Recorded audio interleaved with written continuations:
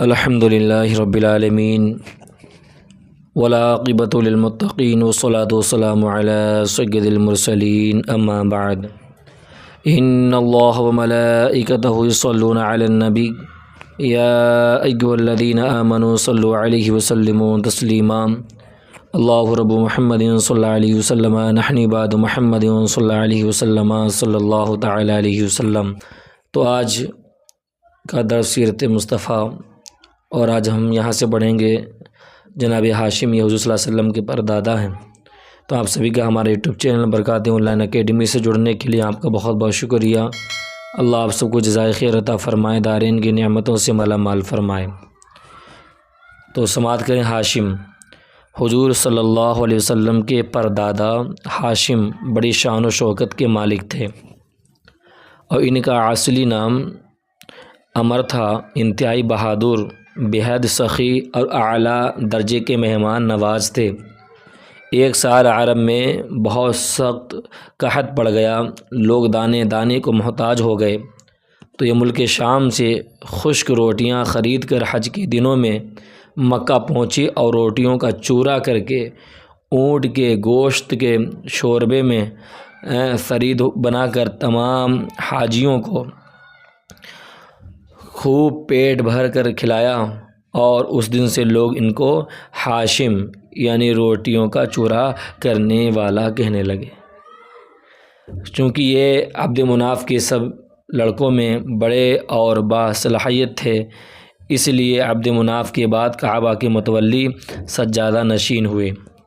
بہت حسین اور خوبصورت، اور وجہ تھے کہ جب سن شعور کو پہنچے تو ان کی شادی مدینہ میں قبیلے خزرج کے ایک سردار عمر کی صاحبزادی سے ہوئی، جن کا نام سلمہ تھا، اور ان کے صاحبزادے عبد المطلب مدینہ ہی میں پیدا ہوئے۔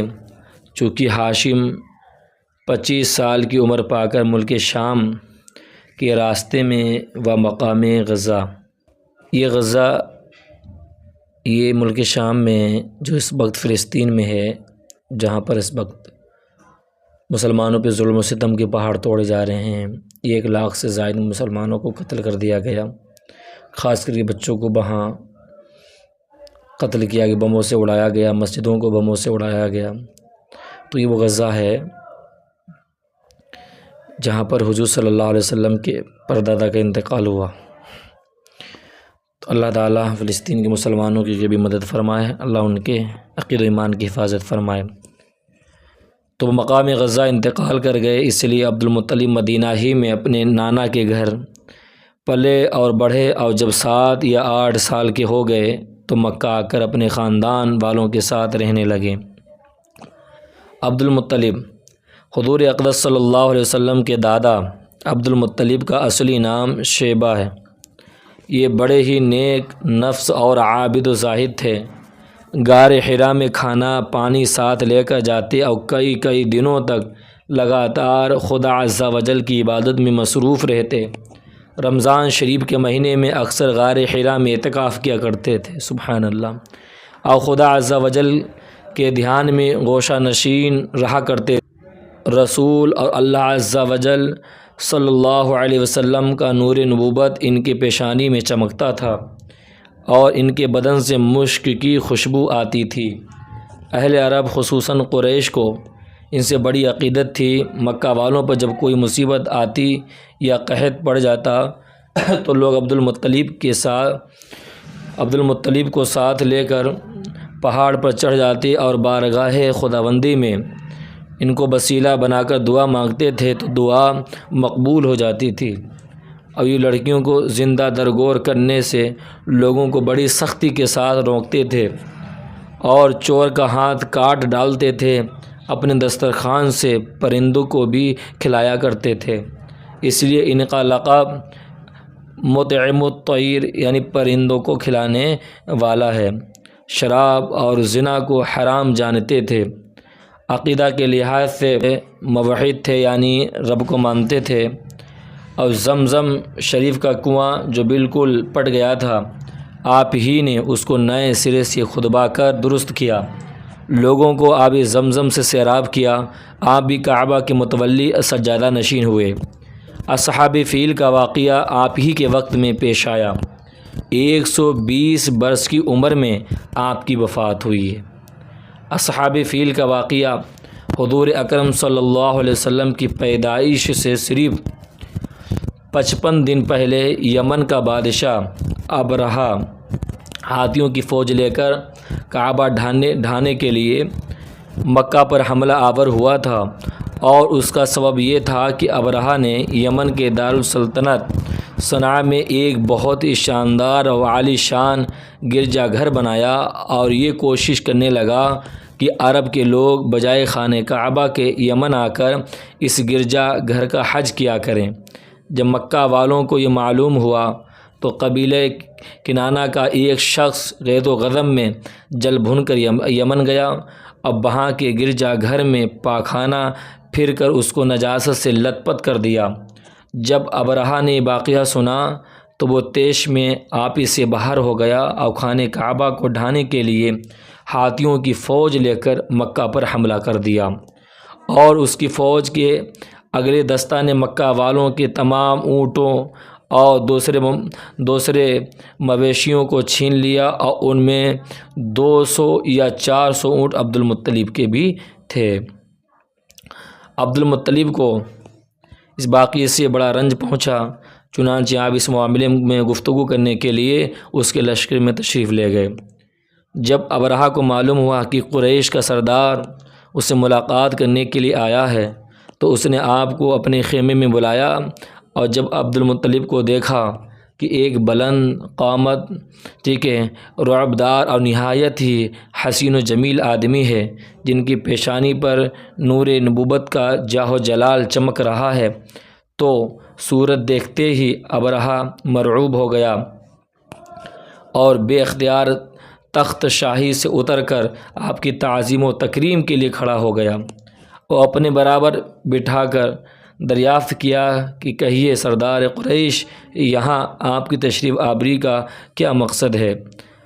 حضرت عبد المطلب نے جواب دیا کہ ہمارے اونٹ اور بکریاں وغیرہ جو آپ کے لشکر کے سپاہی ہانک لائے ہیں، آپ ان سب مویشیوں کو ہمارے سپرد کر دیجئے۔ یہ سن کر ابرہہ نے کہا کہ اے سردار قریش، میں تو یہ سمجھتا تھا کہ آپ بہت ہی حوصلہ مند اور شاندار آدمی ہیں، مگر آپ نے مجھ سے اپنے اونٹوں کا سوال کر کے میری نظروں میں اپنا وقار کم کر دیا۔ اونٹ اور بکری کی حقیقت ہی کیا ہے؟ میں تو آپ کی کعبہ کو توڑ پھوڑ کر برباد کرنے کے لیے آیا ہوں۔ اللہ اکبر! آپ نے ان کے بارے میں کوئی گفتگو نہیں کی، آپ نے اس کے بارے میں کوئی گفتگو نہیں کی۔ عبد المطلب نے کہا کہ مجھے تو اپنے اونٹوں سے مطلب ہے، کعبہ میرا گھر نہیں ہے بلکہ وہ خدا کا گھر ہے، وہ خود اپنے گھر کو بچا لے گا، مجھے کعبے کی ذرا بھی فکر نہیں۔ یہ سن کر ابرہہ نے اپنی فرعونی لہجے میں کہنے لگا، اے سردار مکہ سن لیجئے، میں کعبہ کو ڈھا کر اس کی اینٹ سے اینٹ بجا دوں گا اور روئے زمین سے اس کا نام و نشان مٹا دوں گا، کیونکہ مکہ والوں نے میرے گرجا گھر کی بڑی بے حرمتی کی ہے، اس لیے میں اس کا انتقام لینے کے لیے کعبہ کو مسمار کر دینا ضروری سمجھتا ہوں۔ عبد المطلب نے فرمایا، پھر آپ جانے اور خدا جانے، میں آپ سے سفارش کرنے والا کون؟ اس گفتگو کے بعد ابرہہ نے تمام جانوروں کو واپس کر دینے کا حکم دے دیا، اور عبد المطلب تمام اونٹوں اور بکریوں کو ساتھ لے کر اپنے گھر چلے آئے، اور مکہ والوں سے فرمایا کہ تم لوگ اپنے اپنے مال اور مویشیوں کو لے کر مکہ سے باہر نکل جاؤ، اور پہاڑوں کی چوٹیوں پر چڑھ کر اور دروں میں چھپ کر پناہ لو۔ مکہ والوں سے یہ کہہ کر پھر خود اپنے خاندان کے چند آدمیوں کو ساتھ لے کر خانہ کعبہ میں گئے، اور دروازہ کا حلقہ پکڑ کے انتہائی بے قراری اور گریہ وزاری کے ساتھ دربارے باری میں اس طرح دعا مانگنے لگے، اے اللہ، بے شک ہر شخص اپنے اپنے گھر کی حفاظت کرتا ہے، لہذا تو بھی اپنے گھر کی حفاظت فرما اور صلیب والوں اور صلیب کے پجاریوں عیسائیوں کے مقابلے میں اپنی اطاعت شعاروں کی مدد فرما۔ عبد المطلب نے یہ دعا مانگی اور اپنے خاندان والوں کو ساتھ لے کر پہاڑ کی چوٹی پر چڑھ گئے اور خدا کی قدرت کا جلوہ دیکھنے لگے کہ ابرہہ جب صبح کو کعبہ ڈھانے کے لیے اپنے لشکر جرار ہاتھیوں کی قطار کے ساتھ آگے بڑھا اور مقام مغمس میں پہنچا تو خود اس کا ہاتھی جس کا نام محمود تھا ایک دم بیٹھ گیا۔ ہر چند مارا اور بار بار للکارا مگر ہاتھی نہیں اٹھا، اور اسی حال میں قہر الہی ابابیلوں کی شکل میں نمودار ہوا۔ ننھے ننھے پرندے جھنڈ کے جھنڈ جن کی چونچ اور پنجوں میں تین تین کنکریاں تھیں سمندر کی جانب سے حرم کعبہ کی طرف آنے لگے۔ ابابیلوں کے ان دل بدل لشکروں نے ابرہہ کی فوجوں پر اس زور و شور سے سنگ باری شروع کر دی کہ آن کی آن میں ابرہہ کے لشکر اور اس کے ہاتھیوں کے پرخچے اڑ گئے۔ ابابیلوں کی سنگ باری خداوند قہار و جبار کے قہر و غضب کی ایسی مار تھی کہ جب کوئی کنکری کسی فیل سوار کے سر پر پڑتی تھی تو وہ اس آدمی کے بدن کو چھیدتی ہوئی ہاتھی کے بدن سے پار ہو جاتی تھی۔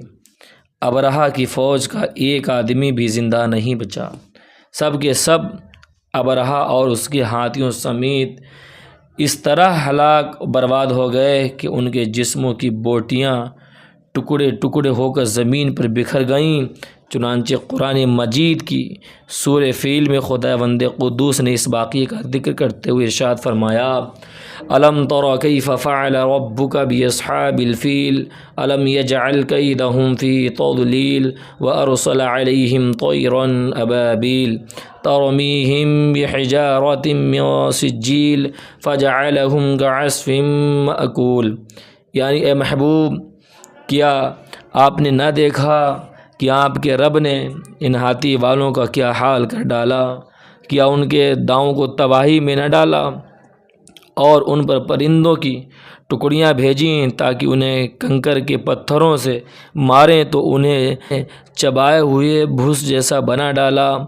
جب ابرہہ اور اس کے لشکروں کا یہ انجام ہوا تو عبد المطلب پہاڑ سے نیچے اترے، خدا کا شکر ادا کیا اور ان کی اس کرامت کا دور دور تک چرچا ہو گیا۔ تمام اہل عرب ان کو ایک خدا رسیدہ بزرگ کی حیثیت سے قابل احترام سمجھنے لگے۔ اب اس کے آگے انشاءاللہ حضرت عبداللہ رضی اللہ تعالیٰ عنہ جو آپ صلی اللہ تعالیٰ علیہ وسلم کے والد گرامی ہیں، ان کے بارے میں انشاءاللہ ہم پڑھیں گے۔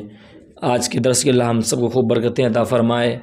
آپ سبھی حضرات سے گزارش ہے کہ آپ سیرت مصطفیٰ ضرور سماعت کریں، اس لیے حضور کی سیرت جب تک آپ نہیں سماعت کریں گے تو آپ کو زندگی گزارنے کا ایک جو سلیقہ ایک طریقہ ہوتا ہے وہ ہم کیسے حاصل کریں گے؟ تو ہمیں چاہیے کہ سیرت سے جڑے رہیں اور سیرت مصطفیٰ صلی اللہ علیہ وسلم سماعت کرتے رہیں، اور ہمارے یوٹیوب چینل برکات آن لائن اکیڈمی سے جڑے رہیں۔ خود بھی دوسروں کو بھی میرے ساتھ جوڑیں، زیادہ سے زیادہ ہمارے یوٹیوب چینل کو سبسکرائب کریں۔ السلام علیکم ورحمۃ اللہ وبرکاتہ۔